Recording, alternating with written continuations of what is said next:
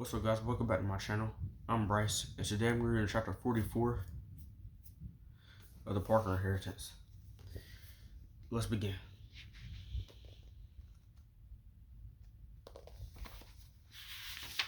Chapter 44. This is crazy, insane, absurd, Tori said as they drove to Lambert High School. Then she smiled. But it's also really, really awesome. I'll keep Miss McMillan busy as long as I can. It wasn't until they pulled up to the school that the doubt began to creep into Candace's head. She mapped out all the ways that could go wrong. This could go wrong. It was like a Jenga tower that would topple with one wrong move.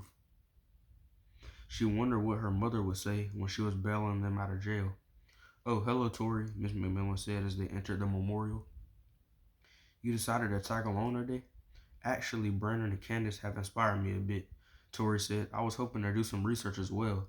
Not about Perkins High School, about Wallace." "Do you have any more of those old yearbooks around?" "Oh, well, they're in storage in another part of the building." "Great, I'll come with you to get them," Tori said. Miss McMillan eyed Candace and Brandon. "Are you two okay? Do you need anything?"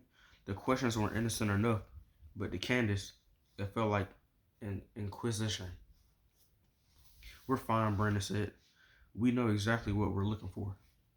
"Sounds good. Be back in a few," Miss McMillan said, pulling her keys from her back pocket. As soon as Tori and Miss McMillan left, Brandon dragged a chair to the Ada Perkins portrait. He stood on a seat and stared at the image. "Anything?" Candace asked. "If there's supposed to be some secret code here, I don't see it," he said. "I think we need to cut it open." Brandon lifted the frame off the wall. Candace took one side of it and helped carry it to a nearby table. They placed it face down, just as they had hoped. The back was covered with brown craft paper. She ran to her bag, then returned it with box cutters and masking tape. "Don't mess up the portrait," she said, handing him the box cutters. He nodded, then began cutting. Candace's stomach sank with every slice of the blade. Finally, he cut enough to pull the paper back. Candace could hardly breathe. There was a small envelope taped to the inside of the wooden frame. The envelope was small, the size of a credit card. Brandon opened it and pulled out a small slip of paper. The air must find the Candace's insides churn. "We're on," she said. "No, we're close." He stuck the note and envelope in his pocket. "Quick, let's get this back up." After taping the paper in place, they returned the frame to the wall. It was a little crooked, but they didn't have time to level it. "That note, it sounds familiar," Candace said. "But it wasn't in the letter, was it?" Brennan snapped his fingers. "It's like the clue in the Western game. He's telling us that we have to find the fourth." They said it at the same time.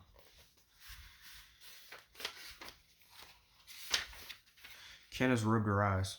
"It's the fourth clue," she continued. "I knew we had to solve it." "Maybe there's something in here we overlooked," Brennan said, spinning around. He took off toward the trophy case. "We should check the championship trophy. There's no way we're breaking the glass. There's no way we're breaking that glass," she said, following him. As he scanned the trophy case looking for a way to open it, Candace kept repeating the fourth clue in her head. "She loved all. She loved all. Every other clue is tied to a number, to math," she said, pacing in front of the trophy case. Clue 1 led to Euler's number.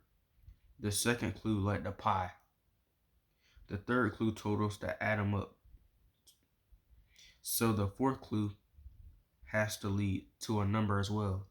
It has to. She came to a complete stop. Brennan frowned.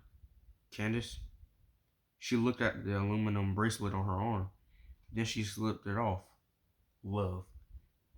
The answer had been there the entire time. "Love," she said. "It means 0 in tennis. It's a score." "That's a fact." Brandon's mouth dropped open. Then he spun around and pointed to one of the paintings above the trophy case, the painting of a tennis match between black and white players where neither had yet a score. "So if love is 0, then love all is 0-0. It's facts." He looked back at her. That's what they call it, right? Love all? She nodded. Come on, let's grab a chair. They pulled another chair over. Then Brandon used it to climb on top of the trophy case. It wobbled underneath him. There's a bulge underneath the tennis court, he said. I think there's something sewn into the painting. Outside, Candace heard two claps. Tori signaled. They had just reached the end of the hallway. Hurry up, she whispered. Here, he said as he pulled the picture off the wall and handed it to her. Don't wait for me. Candace placed the painting on the table. Brandon was right. There was a small bulge in the canvas underneath the green of the tennis courts. How am I supposed to open it? She asked. Break it. He made it off the trophy case. I'll try to stall Miss McMillan. As he rushed out of the door, Candace quickly ran to Miss McMillan's desk to look for something to break the glass. She heard voices in the hallway. They were close. Finally, she ran back to the table and flipped over the picture so the glass was facing down, holding it in both hands. She raised it high above her head. Behind her, she heard Brandon, Candace, and Miss McMillan enter the room. Brandon, I appreciate the offer, Miss McMillan was saying, but I don't think. Candace, what are you doing with that frame, that picture frame? What's going on? I'm sorry, she said. Then, with trembling hands, she brought the frame down against the corner of the table. Miss McMillan may have screamed. Candace wasn't sure. All she could hear was the cracking glass. She hit it again, trying her best to break the glass right above the tennis court. By the time she flipped the frame back over, the others had reached the table. The glass had shattered in multiple places, including in the area by the tennis court. The canvas has ripped as well. They could make out a small glint of silver beneath the green paint. Girl, you better explain what's going on, Miss McMillan said, and quick. Look, Brandon said, pointing at the flash of silver. Do you see it?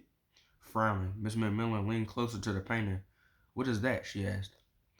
One way to find out, Tori said. She picked up the box cutters from the table and handed them to Candace. Be careful. That glass is sharp. Slowly, Candace began cutting away at the canvas. It wasn't lost on her that she had destroyed a tennis court just like her grandmother. As strips of canvas fell away, they could finally see what was underneath.